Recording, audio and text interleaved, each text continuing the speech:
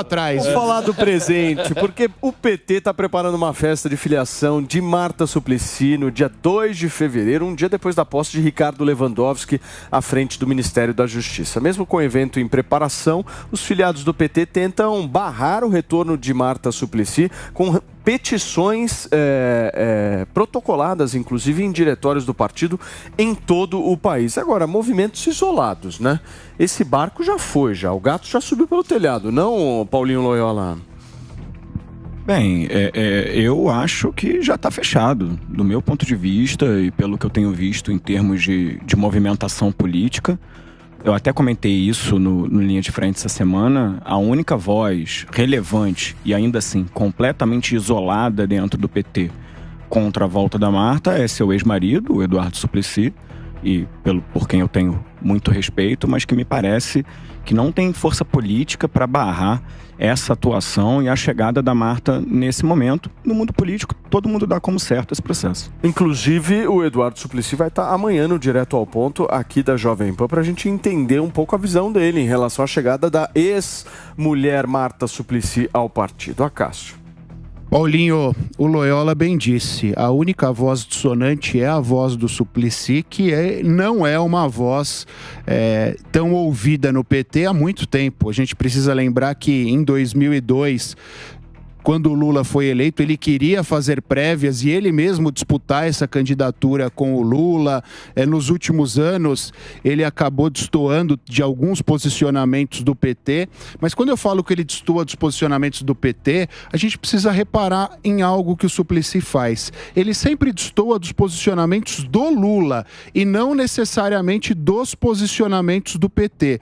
Até porque que o Loyola nos desculpe, mas a escolha da Marta e os últimos movimentos do PT são movimentos do Lula. O Lula impôs e o PT acaba absorvendo, tendo vontade ou não. Por isso que eu acho que essas petições não terão efeito nenhum, porque Lula já decidiu que Marta será vice de Boulos. Tanto é que a escolha do Boulos, candidato à prefeitura, foi uma escolha do Lula, né? Não foi só a Marta.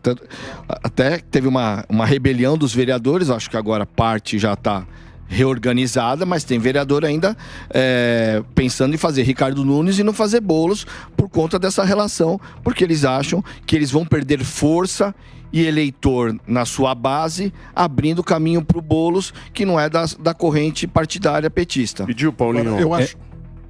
Só um leve acréscimo aqui. Para mostrar um pouco desse isolamento, o Suplicy, quando fez esse movimento, ele tentou emplacar a atual vereadora Luna Zaratini, que imediatamente foi para as redes dizer que não ia competir, que isso não estava nos planos dela, mostrando ainda mais o isolamento dele. E também desmentido por dirigente, lembrando que nunca houve prévia para vice na história do partido. Agora, um outro ponto que eu gostaria de corrigir aqui é que o Boulos ele é uma escolha do PSOL. O apoio ao Boulos foi sim uma escolha do Lula. Agora, eu acho que a questão não é se ela vai ou não vai ser vice, isso não tem dúvida. Partido nenhum, especialmente o PT, muito organizado que marca uma festa de filiação sem ter certeza do resultado lá na frente. Mas a grande questão é, quem vai brilhar mais nessa festa? A Marta ou o Boulos? E eu acho que esse vai ser o problema durante toda a campanha. Depende se o Lula virar ele. Mas o Lula sempre tem o brilho próprio. O que importa aqui é na disputa à prefeitura, Será que ele né? vem? E eu acho que a Marta vai querer brilhar mais do que o Boulos já nessa festa. E esse vai ser a pedra no sapato do Boulos. Posso só fazer O Paulinho falou que é uma escolha do PSOL, mas é um acordo que o PT fez com o PSOL em 2022 para que o Boulos não fosse candidato ao governo e ele teria o apoio do PT nas eleições de 2024.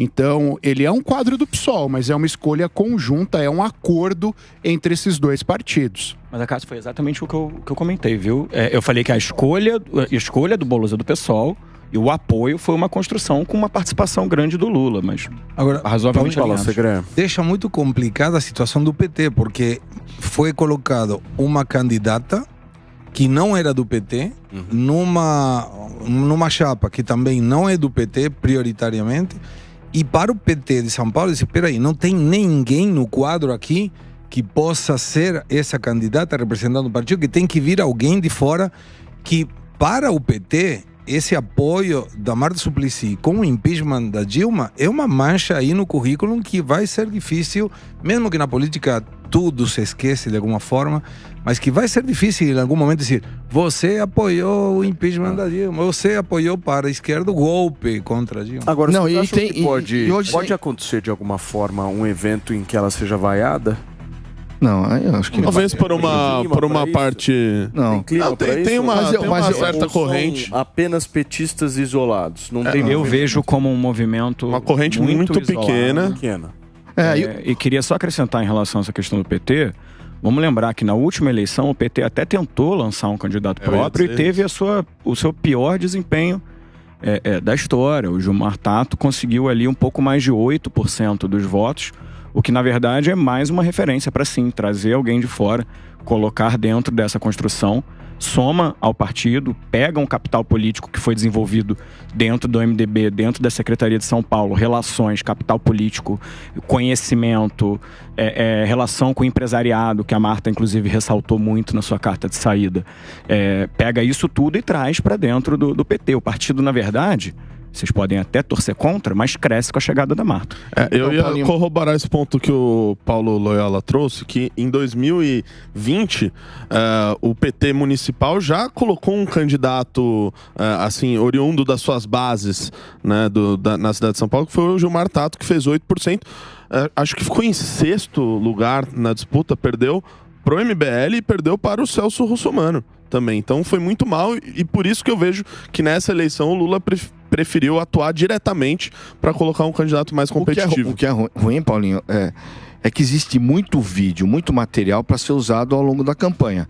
A Marta chamando o governo do Lula como mais corrupto, a Marta falando que o ministro Haddad foi o pior prefeito da cidade, Tem material. o Rui Falcão falando mal dela, o Lula ridicularizando ela.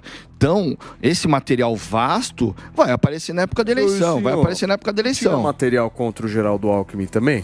Contra o Lula por parte do Geraldo. Sim, mas eu tô te Tirou falando. as palavras da minha boca. Isso eu sei, mas eu tô te falando. Exatamente. Esse tipo de material vai aparecer. Se vai ter algum resultado político, porque a gente não pode esquecer. Uma coisa é a eleição nacional, onde o Geraldo Alckmin, muitas vezes, não tem reflexo no que ele fala aqui, não tem reflexo no resto do país.